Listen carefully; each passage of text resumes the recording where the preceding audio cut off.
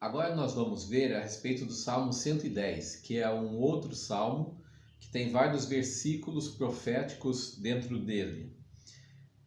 Diz assim, no versículo 1 ao versículo 4: Disse o Senhor ao meu Senhor. Aqui no original está: Disse Yahvé ao meu Adonai: Assenta-te à minha direita até que eu ponha os teus inimigos por escabelo dos teus pés. O Senhor enviará de Sião o cetro do teu poder. Domina no meio dos teus inimigos.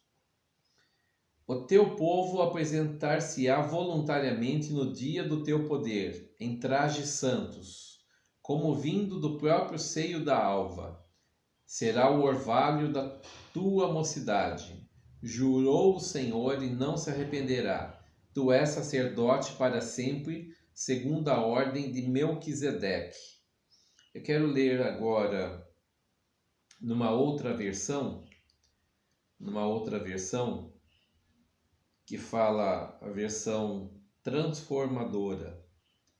Essa versão fala o seguinte: O Senhor disse ao meu Senhor: Sente-se no lugar de honra à minha direita, até que eu humilhe seus inimigos e os ponha debaixo de seus pés. O Senhor estenderá seu reino poderoso desde Sião. Você governará sobre seus inimigos. Quando você for à guerra, seu povo o servirá de livre vontade. Você está envolto em vestes santas, e sua força será renovada a cada dia, como o orvalho da manhã. O Senhor jurou e não voltará atrás. Você é sacerdote para sempre, segundo a ordem de Melquisedeque.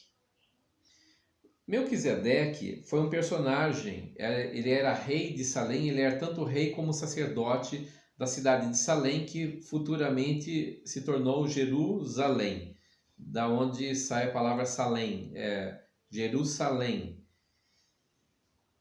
Então, a divindade e a autoridade do Messias é abertamente evidenciada aqui no Salmo 110.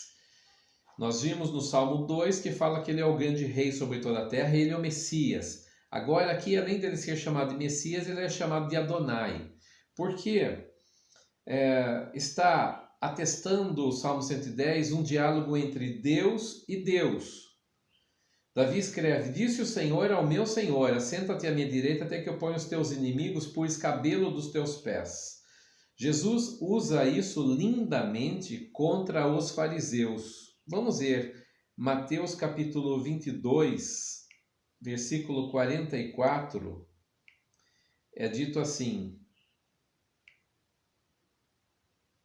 O Senhor disse, Jesus usando esse texto do Salmo 110. Eu vou até voltar um pouquinho, o 43. O 42. O que vocês pensam do Cristo? De quem ele é filho? Eles responderam: é filho de Davi.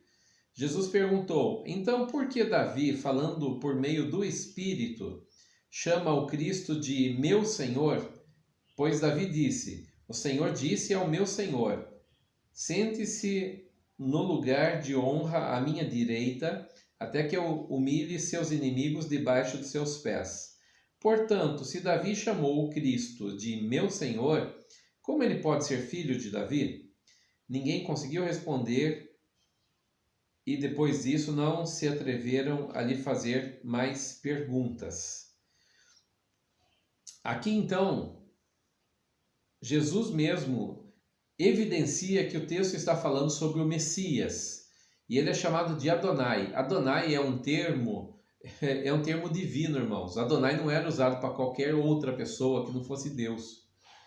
Então disse Yahvé, que é o nome santo de Deus, embora Jesus também tivesse esse nome de Yahvé, como nós vamos ver em outro estudo, como o anjo do Senhor que apareceu na sarça ardente, e quando esse anjo foi falar, ele disse: eu sou o Deus de Abraão, eu sou o Deus de Isaac e eu sou o Deus de Jacó. E ali naquela ocasião aparece o nome Yahvé pela primeira vez.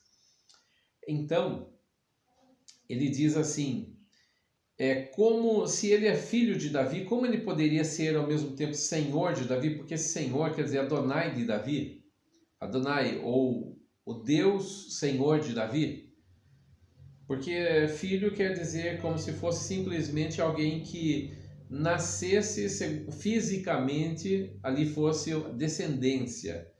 Mas Jesus está dizendo aqui que o Cristo é mais, muito mais do que descendência. A palavra deve ser observada assim, a tradução literal. Yahvé disse ao meu Adonai.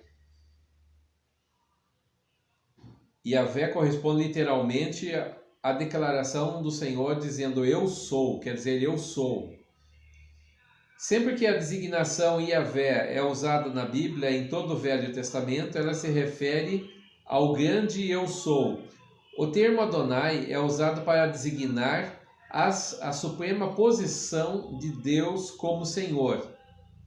Então, Yahvé está falando para Adonai. Vemos aqui Deus falando para Deus. O escritor de Hebreus usa esse salmo diversas vezes para designar o ofício do Messias como sumo sacerdote da ordem de Melquisedeque. Então, Melquisedeque é um personagem que, quando Abraão volta de uma guerra, Melquisedeque aparece para ele e dá lá para ele pão e vinho. E o abençoa. Melquisedeque abençoou Abraão. E Melquisedeque era sacerdote e rei de Salém. Só que todo sacerdote, dentro da linhagem de Levi, deveria se saber a origem desse sacerdote, qual é a família dele, a descendência dele, poderia se falar qual é o nome do pai, do vô, do bisavô, do tataravô e daí para cima. Deveria se saber a cidade de onde ele vem. Inclusive, quando um sacerdote morria, deveria saber com quanto tempo ele morreu, onde ele morreu e quem foram os filhos dele. Agora, a respeito de Melquisedeque, não se tem nenhuma notícia nem de quem eram os pais dele, nem de quem foram os filhos dele. Então, Melquisedeque aparece ali no livro de Gênesis como um personagem misterioso, que não se dá mais informações, simplesmente diz que ele era sacerdote do Deus Altíssimo. E aqui no Salmo 110, o pai está dizendo que o filho é sacerdote, o pai jurou que o filho seria sacerdote segundo a ordem de Melquisedeque. Para alguém ser sacerdote, ele poderia se auto-intitular sacerdote. Ele deveria ser sacerdote segundo uma ordem. E a ordem que Jesus foi sacerdote não foi segundo a ordem de Levi, até porque ele não era da tribo dos levitas, mas foi segundo a ordem de Melquisedeque. E é o pai que está autenticando isso a respeito do filho. Aqui Deus fala com Deus e nós vemos o eterno conselho em ação, falando através do Espírito Santo, filho de Davi e contudo Senhor de Davi. O Espírito Santo então é quem dá inspiração para Davi, para que ele escreva isso no Salmo 110. O apóstolo Pedro explica esse salmo falando da autoridade do Senhor Jesus Cristo. Ele diz assim em Atos capítulo 2, versículo 34 ao versículo 36. Porque Davi não subiu aos céus, mas ele declara, disse o Senhor ao meu Senhor, assenta-te à minha direita até que eu ponha os teus inimigos por escabelo de teus pés. Saiba, pois, com certeza toda a casa de Israel, que esse mesmo Jesus a quem vós crucificastes, Deus o fez Senhor e Cristo.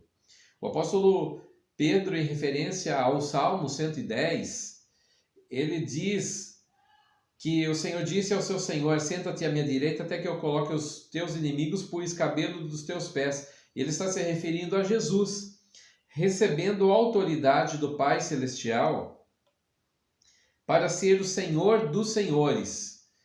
Sente-se à minha direita até que eu coloque todos os teus inimigos por escabelo dos teus pés, abaixo dos seus pés, no banquinho onde o rei assentava ali quando era o estrado, onde ele punha os pés. Ele sentava num trono e tinha o estrado logo abaixo.